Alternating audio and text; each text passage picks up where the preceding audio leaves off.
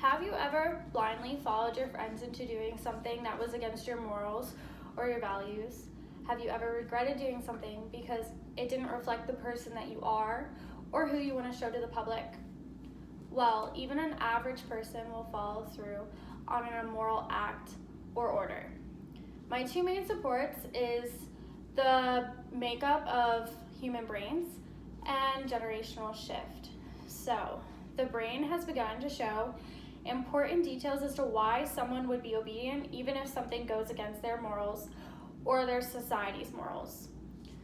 In my first citation, Marcus Cheetham, a neuropsychologist from the University of Zurich, created a study in 2009 with 60 participants over a couple months that measures brain activity by detecting changes in brain flow when they do a VR simulation of the Milgram study. In the article Virtual Milgram, Empathetic Concern or Personal Distress, Evidence from Functional MRI and Dispositional Measures, it revealed activation in certain brain areas, but not those that affect empathy. The results overall showed that the perception in the virtual world of bodily and facial pain evoked no neural activity in parts of the brain that showed empathy. So basically, the brain, when they did the VR simulation, showed no empathy when they saw bodily and facial pain. But it did show effective processing, which showed that they were processing what was going on and that someone was getting shocked, but they didn't show empathy towards it. In an MIT Technology Review magazine by Richard Brandt in 2014, it showed a picture that basically showed a brain with no empathy when they did an MRI versus a brain with empathy when they did the same MRI test. And during the VR simulation, it would have showed the part of the brain that isn't lit up, that doesn't show empathy, versus the brain that did show empathy. So in my next citation, Stalin Murr, a behavioral psychologist, decided to create a study in 2012 with 50 participants that explained whether oxytocin changes the amount someone will conform. The article, The Herding Hormone, Oxytocin Motivates In-Group Conformity, examined if conformity towards one's group is altered by oxytocin. They administered oxytocin or placebo. Participants are separated and see whether they conform to in-group or out-group. Results show that people given oxytocin conform to the in-group, but not their out-group. Participants with the placebo reacted differently and didn't demonstrate conformity to either in-group or out-group. So oxytocin is the herding hormone or the cuddle hormone. So usually when you're around people that you love, your oxytocin levels will go up, which explains why you would react differently to an in-group versus an out-group. This also supports that when you're with your friends and you have higher oxytocin, you're more likely to do something immoral or that goes against your values.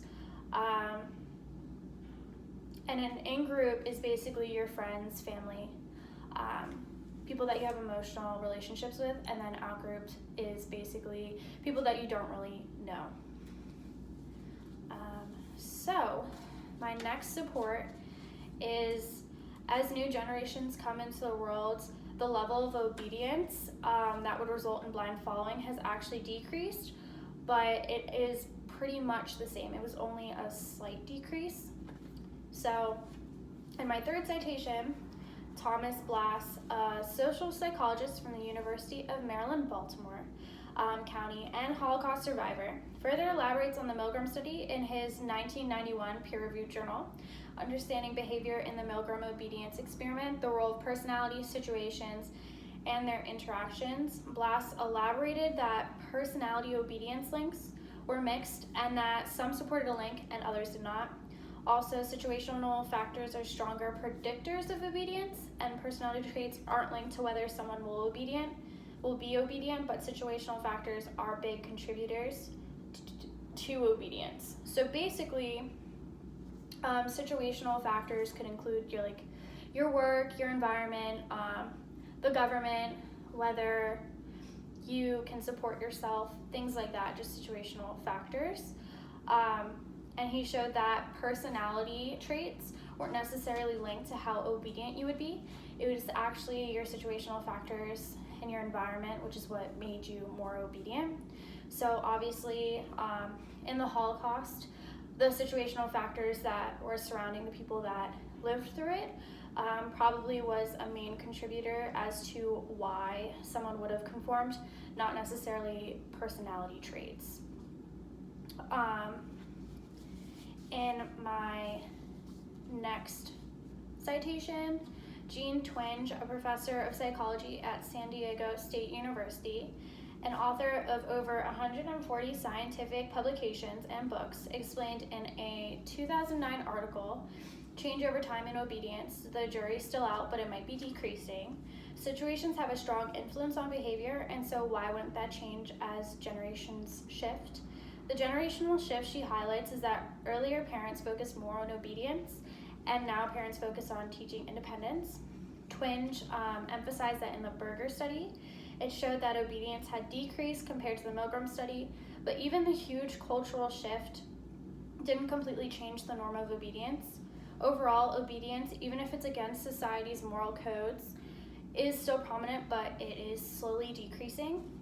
So when she talks about this, she talks mostly about how parenting styles has changed, and that back then, parents were more likely to teach obedience or blind obedience than they were to teach independence, and now parents more likely teach independence, which I think you can see with the newer generations, because our generation is more likely to say when they think something's wrong or when they think that the government isn't doing something that's right. And as well, you can see that there's more people speaking out on social media about things that they don't like, even if it's just things that are closer around them. So I think she explains that really well. And also that even though there is a generational shift, that there's only a slight decrease. In my last study, Marshall Mermeloid, a German social psychologist from the University of Grenoble Alps, wanted to parallel the Milgram study's theme of obedience to current day in his 2015 peer-reviewed journal, Destructive Obedience Without Pressure, Beyond the Limits of the Agentic State. In the quantitative study, he pulled 46 participants, males and females, 18 years and older, from a corporation where he tested the employees every 2 years. Ultimately, he found that 96% showed obedience to authority with pressure, and 73% showed obedience without pressure. Ultimately, they found that there is not a huge difference between obedience with pressure or without, so they believe that coercive pressure is not needed to make someone be destructively obedient. So basically, to reiterate, 96% showed obedience to authority with pressure, and then 73% did not. And basically, there's only a slight difference between without pressure and with pressure. So overall, it doesn't make a huge difference, but it shows that when you're with your friends, you will succumb to pressure or without pressure and do something that's immoral or against your moral values. So overall, through humans' brains and the generational shift, I showed that an average person will follow through on even an immoral act or order.